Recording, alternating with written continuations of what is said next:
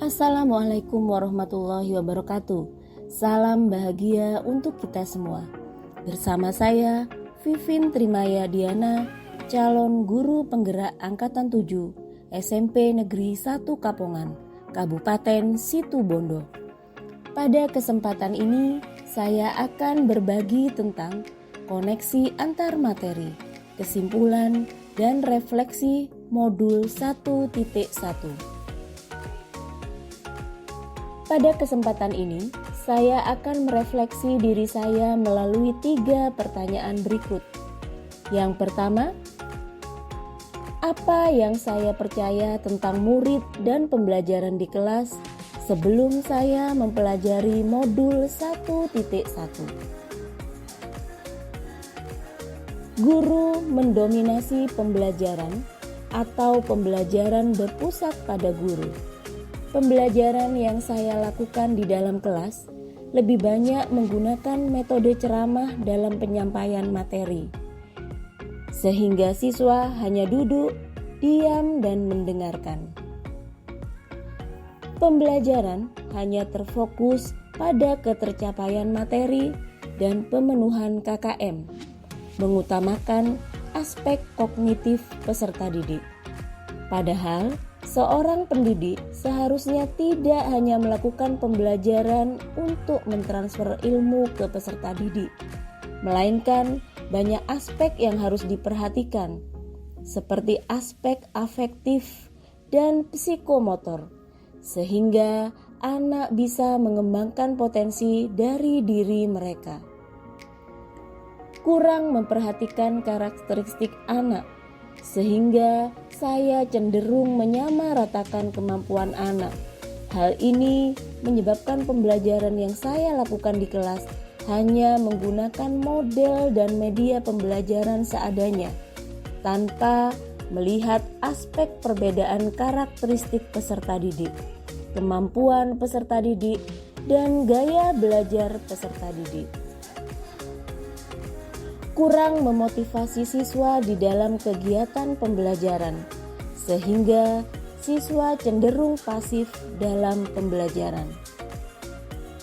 Berikut gambaran kegiatan pembelajaran sebelum mempelajari modul 1.1. Pembelajaran berpusat pada guru. Peserta didik diam, duduk, dan mendengarkan. Penilaian hanya dari tugas tertulis. Dari kegiatan dalam gambar, maka pembelajaran berlangsung pasif dan membosankan, sehingga anak-anak tidak termotivasi untuk belajar.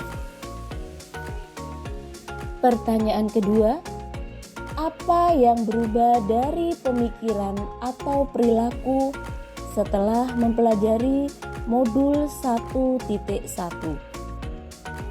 Setelah saya mempelajari modul 1.1, yang berubah dari segi pemikiran, yang pertama, guru bukan satu-satunya sumber belajar untuk peserta didik. Apapun yang ada di sekitar kita bisa menjadi sumber belajar, sehingga anak bebas mencari dan menentukan sumber belajar yang akan digunakan.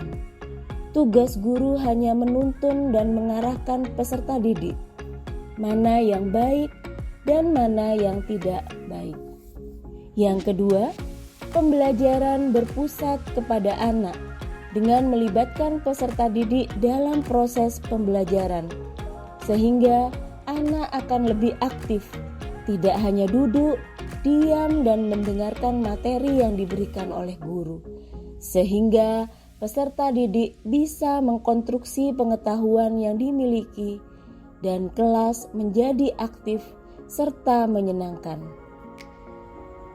Yang ketiga, saya dapat menghargai karakteristik peserta didik yang berbeda-beda sesuai dengan kodrat alam dan kodrat zaman. Anak terlahir dengan karakteristik berbeda-beda. Setiap individu memiliki keunikan masing-masing. Sehingga dengan perbedaan ini akan menjadikan pembelajaran menjadi lebih berwarna. Tugas guru sebagai seorang pamong adalah menuntun peserta didik sesuai dengan kodratnya.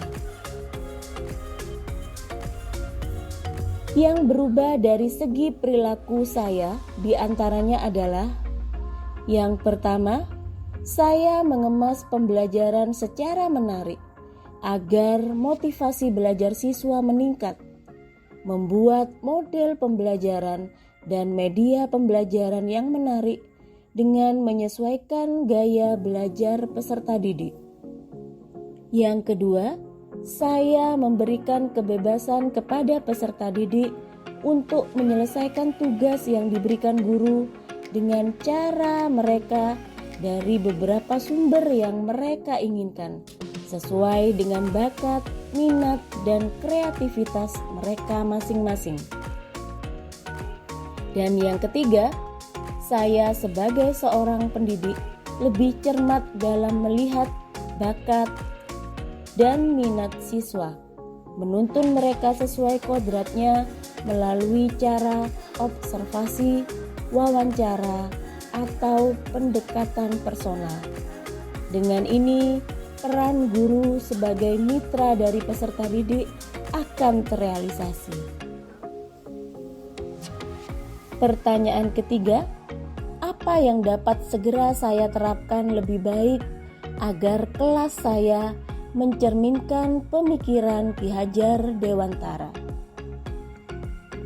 Menurut saya, agar dalam proses pembelajaran yang saya lakukan di kelas mencerminkan pemikiran Ki Hajar Dewantara, penerapan yang segera akan saya lakukan diantaranya adalah: yang pertama, yaitu merancang pembelajaran yang interaktif dan menyenangkan dengan melibatkan peserta didik aktif dalam pembelajaran. Yang kedua, menerapkan pembelajaran berbasis kearifan lokal dan budaya setempat. Yang ketiga, menerapkan konsep merdeka belajar dan mengintegrasi setiap pembelajaran dengan pencapaian profil pelajar Pancasila. Konsep merdeka belajar mengajarkan kepada kita bagaimana seorang pendidik dapat memberikan kebebasan kepada peserta didik untuk mengeksplorasi pengetahuannya agar mampu menghasilkan ide-ide kreatif dan inovatif dari diri mereka. Yang keempat, pembelajaran yang mengutamakan aspek budi pekerti. Pembiasaan-pembiasaan baik akan selalu saya teladankan kepada siswa tentang bagaimana cara bersikap untuk menjadi pribadi yang lebih baik. Yang kelima, saya sebagai seorang pendidik tidak lagi menuntut, melainkan menuntun peserta didik dengan menerapkan sistem Among. Di dalam kelas kita dapat menerapkan sesuai pengajaran dan pendidikan dari Ki Hajar Dewantara. Kita dapat menerapkan pola ASI, ASUH, dan ASAH. Yang terakhir, saya menerapkan pembelajaran yang menyesuaikan dengan kodrat alam dan kodrat zaman peserta didik. Menurut Ki Hajar Dewantara, kodrat anak adalah bermain. Oleh karena itu, di dalam pembelajaran, saya akan menerapkan pembelajaran yang mengintegrasi unsur permainan dengan menyesuaikan materi yang saya berikan agar pembelajaran menyenangkan. Dengan demikian, dapat disimpulkan, kita sebagai seorang pendidik harus segera menerapkan dasar-dasar pemikiran Ki Hajar Dewantara dalam pembelajaran di kelas. Di antaranya dengan memegang prinsip, yaitu 1. Pendidikan adalah menuntun anak sesuai dengan minat dan bakatnya. 2. Pendidikan bukan hanya mentransfer ilmu akademis saja, namun perlu menanamkan budi pekerti yang baik kepada peserta didik. 3. Pendidikan sejatinya adalah berhamba pada peserta didik. Demikian pemaparan tentang koneksi antar materi pemikiran filosofi Ki Hajar Dewantara. Terima kasih. Wassalamualaikum warahmatullahi wabarakatuh. Salam guru penggerak.